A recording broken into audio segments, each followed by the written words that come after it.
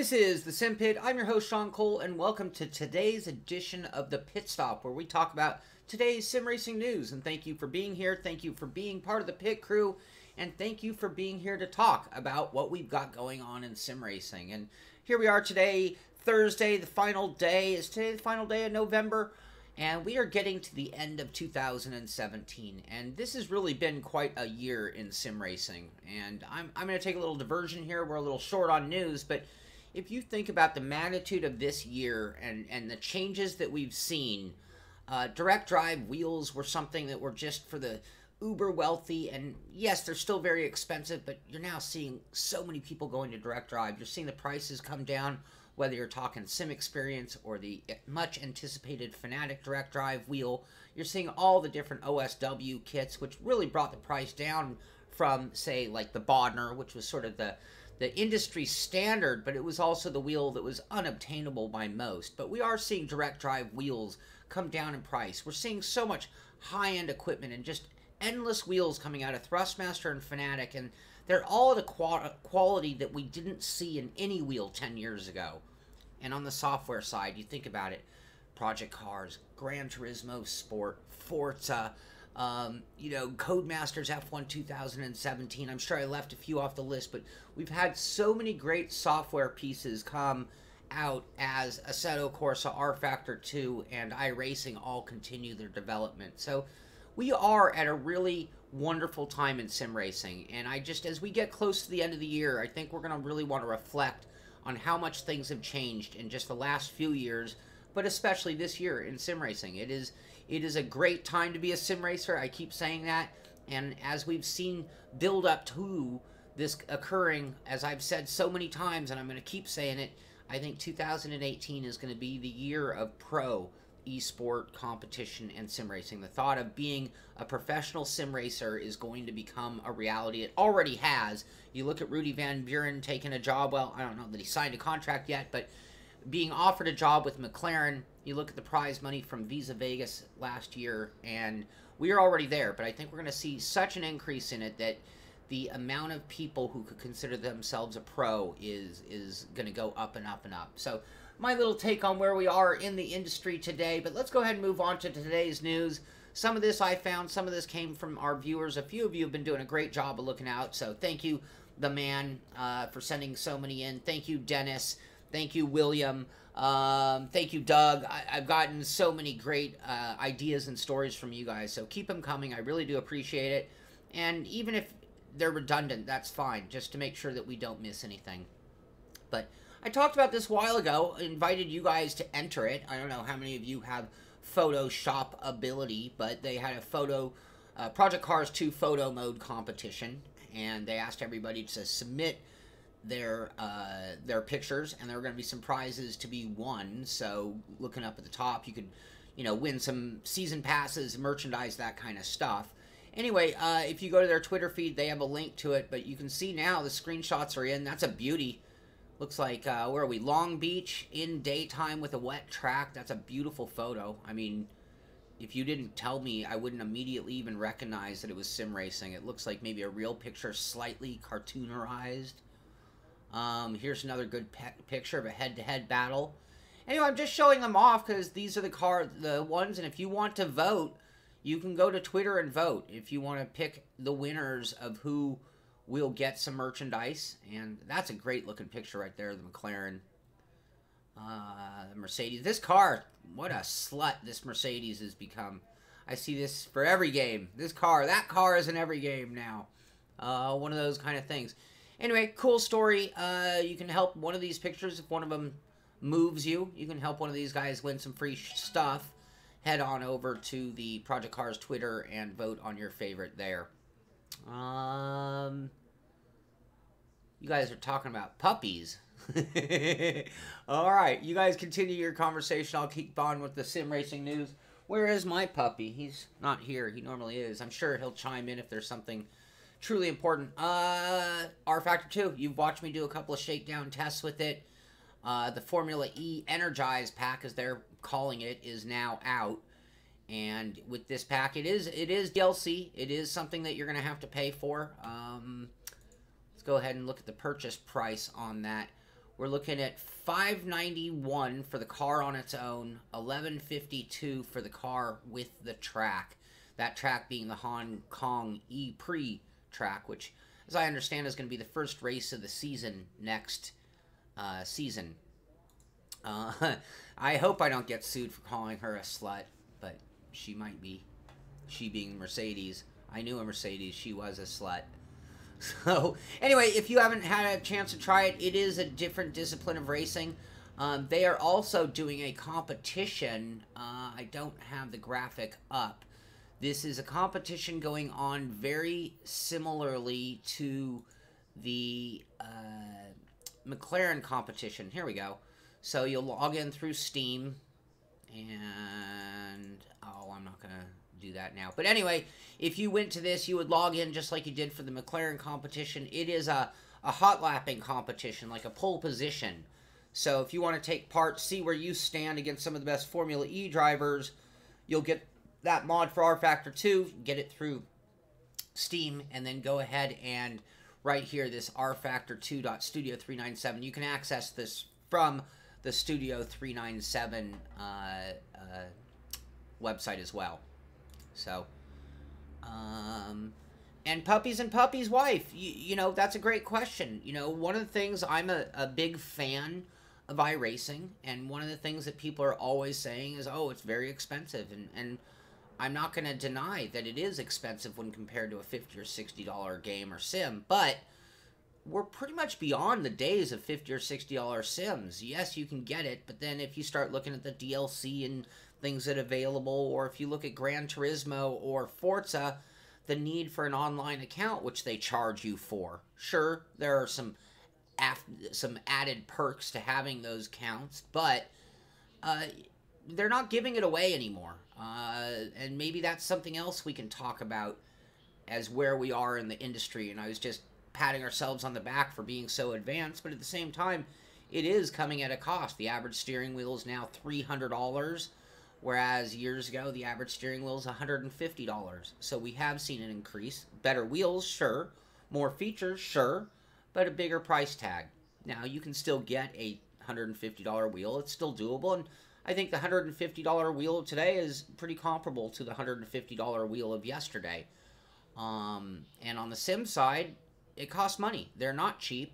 And if you want to continue growing with the sim and getting additional content, it's going to cost you money. You look at an F1 2017 where you're pretty locked in. It's pretty clear the cars and tracks, and I don't foresee a whole lot of DLC. Although they might, some historics or something. But you look at an iRacing, Assetto Corsa, RFactor, Gran Turismo and Forza even, Project Cars. DLC usually comes with a price tag, and it is a little more expensive than it used to be. Moving on, today is the day for Raceroom. So, the new GT3 cars, and that we talked about the update, which is a very, very big update to Raceroom. So, Simbin, Raceroom, Simbin, I shouldn't call them that anymore. Sector 3 Studios and Raceroom, they've also been evolving a lot and doing a lot to make it bigger and better, and it did very well on our sim racing pizza poll. So you might want to check that out. GT3 cars are always a blast to drive. They make for some great racing, is my favorite thing about GT3 cars. You know, I like to tell you about contests coming up, so at the Twitter feed for WRC Official Games, grand prize. Look, they're actually giving away a Hyundai for Season 2. So, whether you need a car or you just need the cash equivalent, that's almost a year's salary for some people. So, I say it, we are getting to the point of professional esport, and if you won that car and needed it, you'd be thrilled. If you won that car, that's a Veloster, it looks like. Anyway, get in on this. If you are great at rally racing, you want to compete, you got to get in. You got to see what you can do. And even if you don't win the Hyundai, you know, they're giving away some Thrustmaster setups with play seats, copies of the game, various different prizes. So lots to be had there, and if any of you go compete in that, please report back to us. Let us know how steep the competition is, and let us know how well it's being run. I doubt I'm going to get a chance to get over there. I still don't have a copy of WRC, so I'm going to have to try to do that. Puppies, that's as soon as I finish the show, that is the next thing I'm working on. I promise you that. Way behind on things. Next up, Thrustmaster. We saw some teaser photos of the 250 GTO wheel, and it looks like it is now, at least they're talking about it officially. Don't know if it's available for purchase. I didn't get a chance to look out, but I believe it is. I believe this is now available, the new 250 GTO. This wheel, no buttons, no paddle shifters. You are talking about an old school steering wheel, and you are going to need to race old cars. But again, if you're into, like, we ran that season of the Ferrari 312, and I did the first half on a shifter till I just couldn't take it anymore. And then I switched out. Can you imagine using an old school wheel like that on a regular, you know, old school car? So the wheel will be available December 20th, it looks like, at a suggested retail price. Are you ready for this one? $399.99. Now, when Thrustmaster is usually known for more of the faux type copy wheels, even like the Sparco, we know that's not a real Sparco wheel because that would be more expensive than they charge for the wheel itself. But at $399.99, I'm assuming this is the real deal. It better be the real deal, and hopefully I'll get one in and be able to feel it myself. I've driven on a wheel similar to that, funny enough, at CXC. It was a Momo vintage wheel with a wood rim, and it was very nice. They're very stiff. You know, it's a different type of feel than the cushioning that we get on modern wheels with leather wrap and rubber and things like that to make it comfortable on our hand. This, you're going to feel your knuckles when you squeeze too hard on that wheel rim. Anyway, good job by them coming out with something that is on that higher end. Yeah, I agree, Tom. It's a little nutso. $400 is more expensive than the base you might be putting it on if you threw away everything but the base itself. So if you took the TSPC and deleted the wheel rim itself, you'd be looking at about a $400 base. So that would be a lot of money just to come with. Steve, I think, is that your way of saying it's expensive?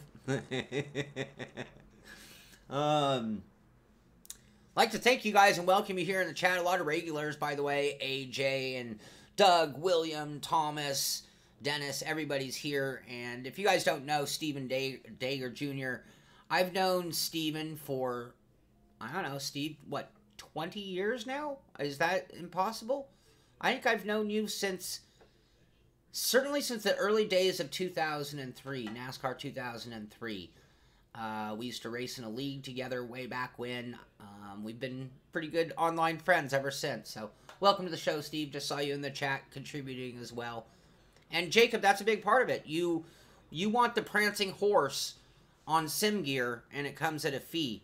I'm sitting here with the 918 wheel rim. You want Porsche badge on your wheel, and it's going to cost you money. Hello, Payne. Welcome to the stream. And where are you from? Where are you from, Payne?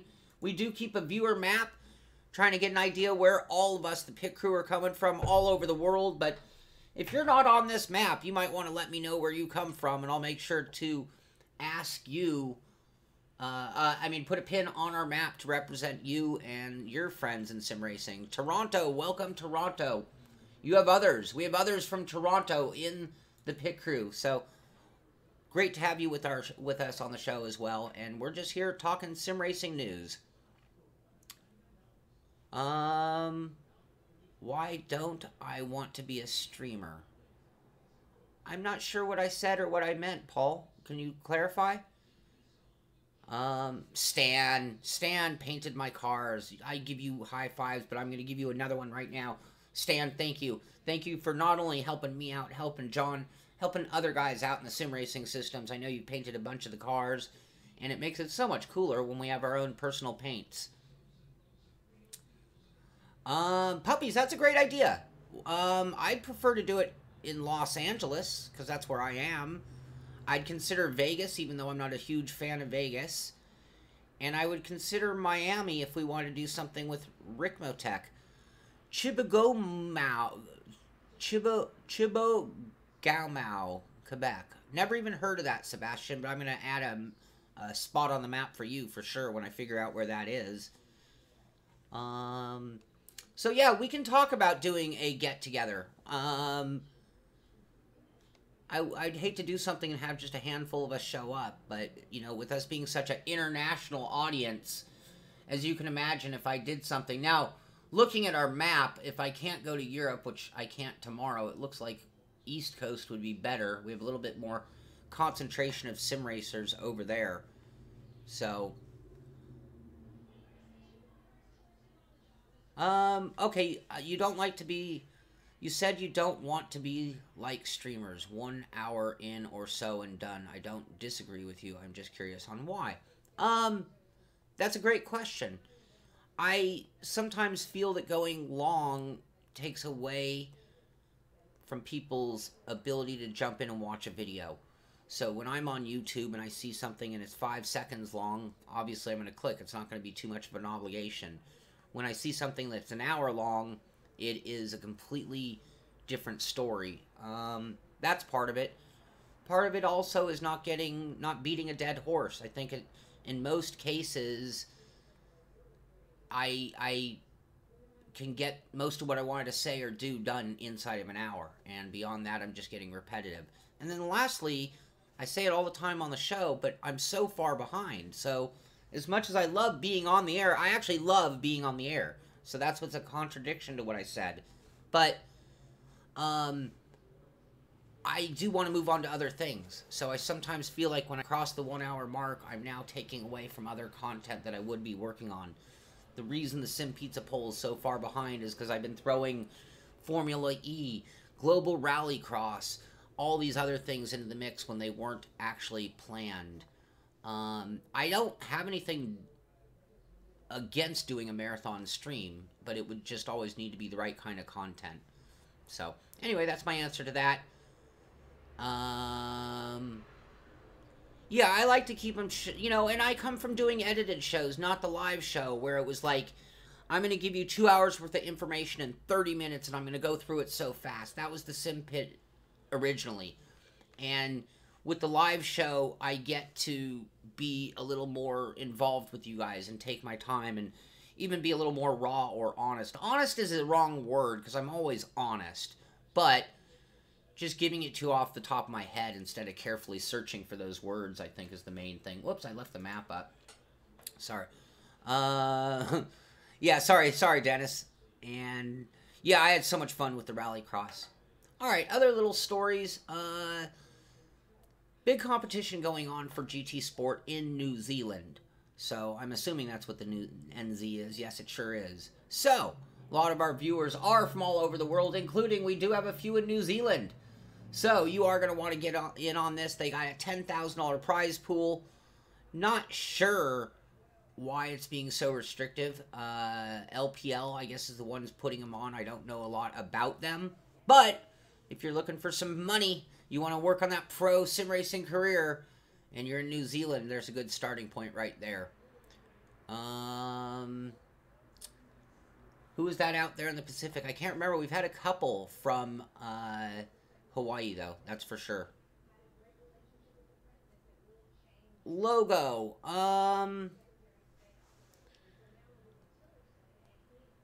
Yes and no. To be totally fair, yes and no is my answer. The 2.5 is really stiff on the wheel to the base compared to pretty much any of the other bases. And that's my favorite difference. The T300 delivers great force feedback. It is a little lower in power, but we're talking a little bit, not a ton. So, if I owned a T300, I would be more worried about my pedals than my wheelbase.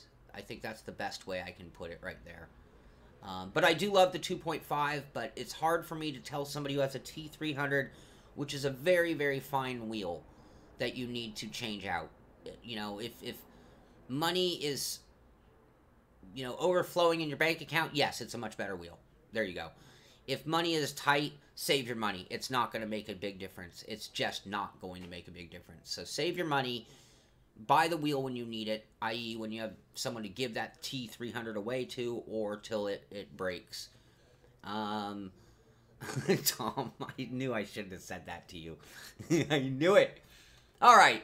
So that's it. I only have one more story, and then we'll move on to Simpit stuff, and then we'll bring the show to a close so I can get to work. This story came to us from The Man, and I thought it was a great story. And this is over at Nintendo Enthusiast. And they're talking about two things. Number one, Gear Club Unlimited came out for the Nintendo Switch. And from what I've read in this article, the game was just plagued with problems. It's a nightmare. It sucks. I haven't reviewed it, but that's what this article is saying. And they're saying how there's no good games for the Nintendo, driving games, period. And way back when, Project Cars was actually promised for the Nintendo. So originally when they were talking about multi-platform, one of them was going to be the Nintendo. They were delayed until they finally canceled it. So this article is talking about how with the cancellation, Project Cars never making it there, and Gear Club Unlimited coming out so poorly that the Switch, which a lot of people love, is still lacking any quality racing games. So as we pat ourselves on the back about how great our industry is, there are a few platforms that are still not the way to go. You know, we saw Grid for the iOS on, you know, the tablet and phones, but, you know, there's only one game that I can think of that was specifically made for the Mac. There's a serious lack of hardware for the Mac. Yes, you can run in boot camp mode, but then you're kind of going about it wrong. You know, if Mac is your computer, that's the way to go, but it would be a lot less expensive to just go with a PC. So I do understand those who have a Mac and need to make it work. But, again, you know, on the big three, PC, PS4, and Xbox One, we have lots of presents, but you go beyond that. But, again, you're getting into the minority markets, too. Nintendo Switch is really a little gaming machine. It's really... But you look at the controls, and you should be able to do some sim racing. I can't believe Sean just completely ignored the Hot Chick Rig Building Special. I don't know what you're talking about. Please tell me. So, that takes us to the end of today's news. So what I have to move on for really is just what's going on tonight. So tonight will be our race at Spa. We did a practice last night. This is on Sim Racing System. If you do a search on our YouTube channel for Sim Racing System, I did an entire video showing you how easy it was to download Assetto Corsa, get Sim Racing System account, get a race department account, install tracks for Assetto Corsa, how to join our practice server, and more importantly, how to join our race. So, hopefully you'll be there tonight to race with us. It'll be the BMW M3 GT2 car on Assetto Corsa, on Sim Racing System, running at Spa. We did some great practice last night. I'm still a little off pace. I'm going to try to get a few more laps in before the race today. Cross my fingers, I might run out of time and not be able to do that, which will give a lot of you guys an advantage over me, which I don't like that. So I better make some time to get a little more pace. But hopefully you'll join us for that race, and if you can't be there in the race, hopefully you'll join us for the stream, because at 6 p.m. this evening, we will go ahead and stream that race from my perspective. So please tune in for that as well. That car needs your paint. Angel, I've had requests for it, but I have not yet. But I've heard good things from what I can tell you about it. Spatial, I totally understand.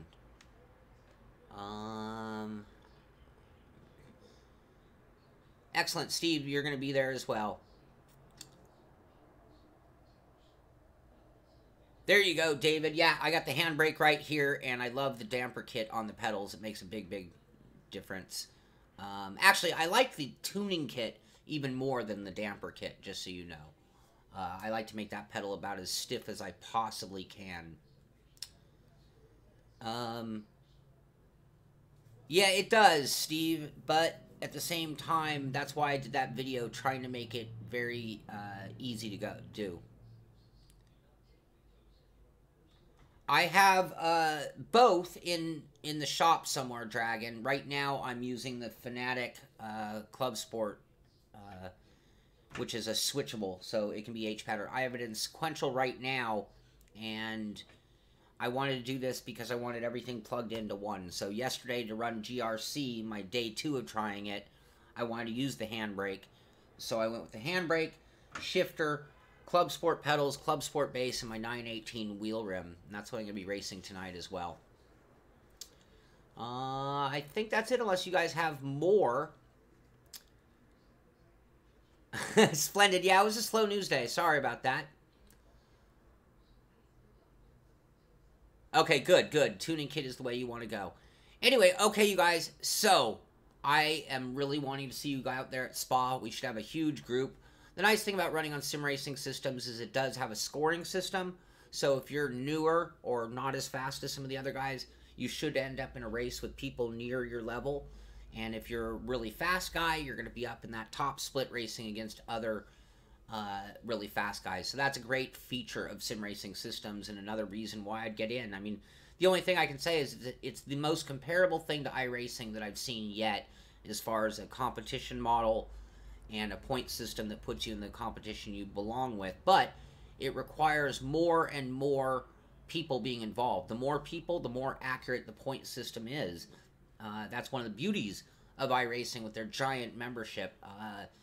If you're sitting on a 25 or 2600 I rating, you are racing against people of your level. So that is a good thing. Anyway, that is it for today's show. Join us tonight at 6 for that race. Love to have you in the race. Love to have you watching the stream if that's all you can do. This is the Simpit.